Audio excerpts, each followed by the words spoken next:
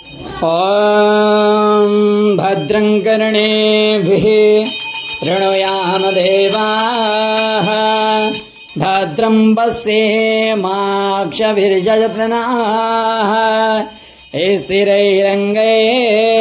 तुष्टवागुंसस्तनूभिः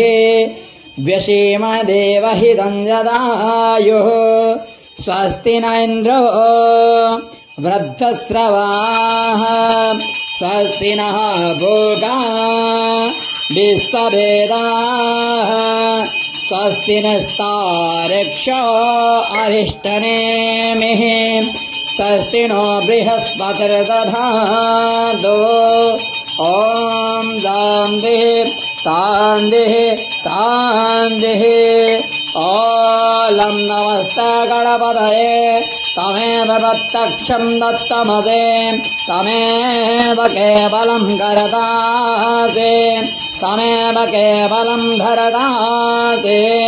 तमेव केवलं हरदासे तमेव सर्वं खलविदं ब्रह्मासे तम साक्षादात्मास नित्यं हृदं वच्मि सत्यं वच्मि अवदं माम् अवक्तारम् अवश्रोतारम् अवधातारम् अवधातारम् अवानोचानवमशिष्य अपश्चातात् अपरस्तात् अवोत्तरातात्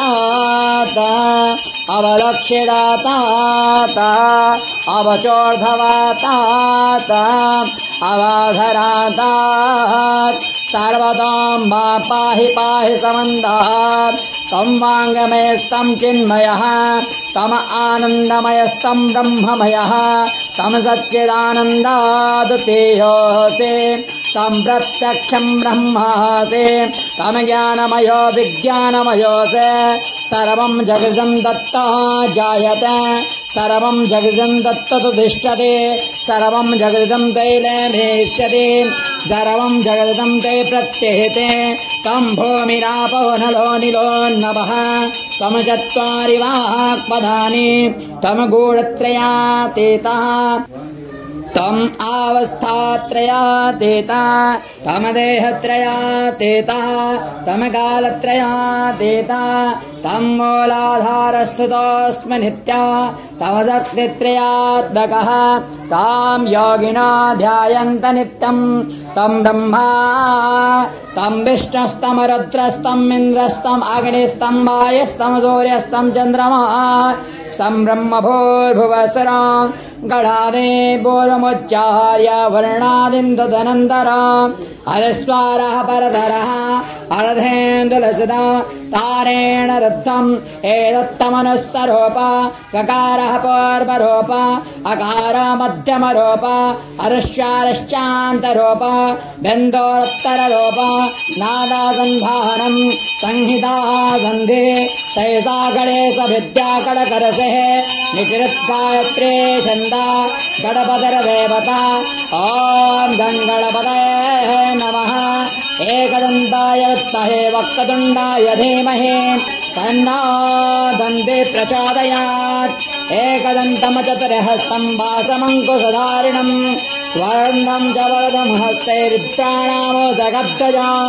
रक्तं लम्बोदरं शोधकर्णकं रक्तवासितं रक्तगन्धानुलिप्ताङ्गं रक्तपुष्पैः सुपूजितं भक्तानुकम्पिनं देवं जगत्कारणमच्युतम् आविर्भूतं च शिष्टाधो प्रकृते पुरुषात् परम् एवं ध्यायति यो नित्यं स योगी योगिनां वरः ॐ नमो प्रातपदहे नमो गणपतये नमः प्रमदपदये नमस्ते अस्तु लम्बोदराय एकदन्ताय विघ्नविनाशिने शिवसुताय श्रीवरदमूर्तये नमः एतत् सर्वशिराय धीते स ब्रह्मभूयाय कल्पते स सर्वविघ्नैः न बाधते सः सर्वदा सुखमेधते स पञ्चमहापापात् प्रमुच्यते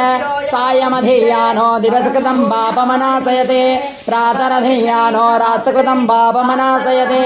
सायं प्रातः प्रयुज्यान पापा भवते धर्मार्थः सर्वत्राय धुनो सर्वविघ्नो भवते धर्मार्थकाममोक्षं च विन्दते इदमथर्वशिष्यं शिष्याय मोक्षाय निदेहम् यो यदि मोहाद्यासवापीयान् भवते शास्त्रावर्तनाद्यै काममधीते तम् अनेन साधयेत अनेन गणपतिमवसिञ्चति स वाग्मे भवते चतुर्थ्या मनसः